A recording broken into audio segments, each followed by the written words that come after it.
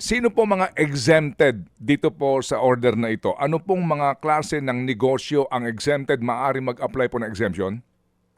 Well, okay, yung ano no, BMBEs, specifically makikita lalabas yan doon sa wage order mismo that this group of people are exempted, no. So may ibang ano no, sila ang susundin, no. Okay. So but exempted as they are, they will have to file exemption Opo, opo. doon sa Kapag ano, kapag wala pong order exempting the establishment, obligado silang ipatupad po ito as Yes, mandated. yes, yes. Okay. So Yes. halimbawa po maggawa tayong halimbawa.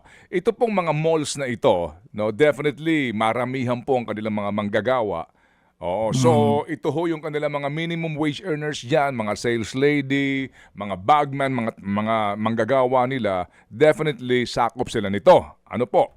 Yeah, klaro yan. Sa construction industry din po, sakop din sila dito. Yung pong may mga maliliit na restaurant, opo, yung mga 20 lang ang empleyado. Yung pong mga nasa logistics po, na maliliit din po yung kanila pong bilang ng empleyado, yung pong mga yon, they can apply for exemption? Yes, they can apply for exemption. However, ang medyo complicated yung ano nito, no? Kasi if you are a franchise, an employee that is an employee of a franchise, yung ano, no? Let's say a company is a franchise lang, no? Covered if ano covered kayo ng ano no ng exemptions, and you can apply for it, no.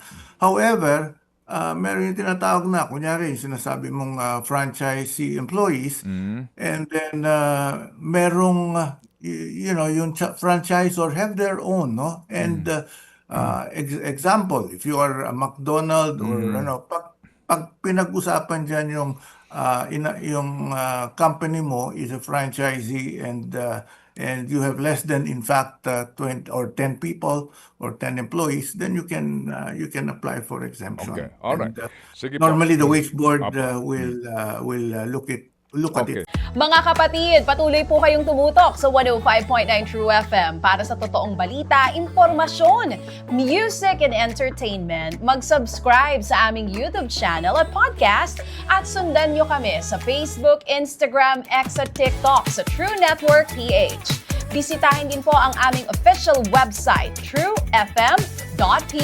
At panoorin din kami sa True TV Signal, Channel 19. Kami po ang 105.9 True FM. Laging true sa'yo, kapatid.